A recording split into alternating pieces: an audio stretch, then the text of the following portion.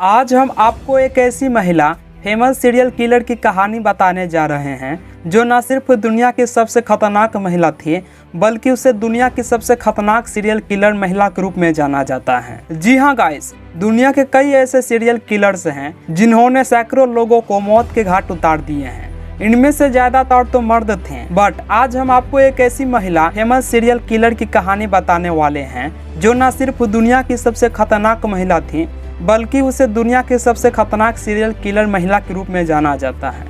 इस महिला का शौक कुंवारी लड़कियों के खून से नहाने का था। इस खूंखार औरतों का नाम था एलिजाबेथ बाथरी। जी हाँ गाइस, हंगरी के एलिजाबेथ बाथरी को इतिहास में एक सीरियल किलर की तरह माना जाता है।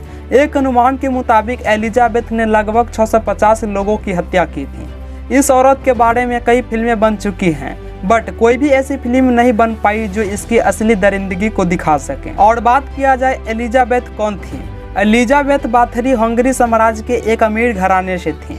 उसकी शादी फेरेंट नेडेस्टी नामक व्यक्ति से हुई थी जो कि तुर्की के खिलाफ युद्ध में हंगरी के राष्ट्रीय हीरो था।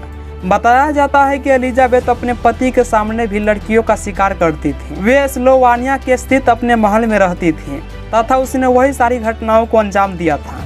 बताया जाता है कि एलिजाबेथ ने साल 1585 से 1610 के दौरान लगभग 650 से भी ज्यादा लड़कियों को काटकर उनकी हत्या कर दी थी और हत्या के बाद वह इनके खून को एक टब में भरवाती थी और फिर घंटों इसे नहाती थी। जी हाँ गाइस, माना जाता है कि उसे कुंवारी लड़कियों के खून से नहाने का शौक था।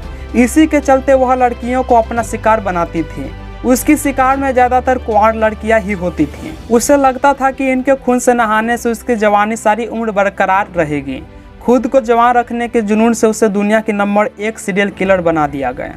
गरीब लड़कियों को बनाती थी शिकार। जी हाँ गाइस, बताया जाता है कि वे गाँव से गरीब लड़कियों को बहला फुसलाकर अपने महल में बुलाती थी और लड़कियों जैसे ही महल में आती उनको काटने लगती थी।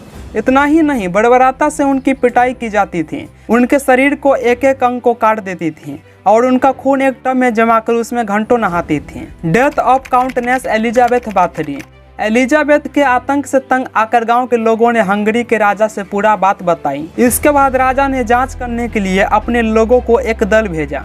जांच दल ने जब उसके महिला की छानबीन की तो वह दंग रह गए। उन्हें महल में लड़कियों की कई विकृत लाशें तथा कई जिंदा लड़कियां बेड़ियों में जकड़ी हुई मिली। इसके बाद साल 1610 में हंगरी के राजा के आदेश के बाद उसे 3 नौकरी के साथ गिरफ्तार किया गया था।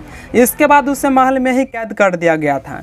करीब 4 साल बाद उसकी इसी महल में मौत हो गई थी। ड्रैकुला में लिखी है एलिजाबेथ की हैवानियत। जी हाँ गाइस, ब्राम स्टोकर ने एलिजाबेथ बाथरी के जीवन पर आधारित एक उपन्यास लिखा था जिसका नाम ड्रैकुला था। उपन्यास के मुताबिक बाथरी के निशान पर ज्यादातर गांव की लड़कियां ही होती थी क्योंकि वह आसानी से उसके चंगुल में फंस जाती थी। तो गाइस, एलिजाबेथ बाथरी के पीछे का कारण यही था। तो शायद आप समझ गए होंगे इसके पीछे की कहानी। अगर आज तक इसके बारे में आप नहीं जानते थे तो कमेंट सेक्शन में जरूर बताइए। और ऐसा ही अमेजिंग सी वीडियो देखने के लिए सत्यम फैक्ट रिसर्च यूट्यूब चैनल को सब्सक्राइब करके नोटिफिकेशन जरूर सेट कर लीजिए।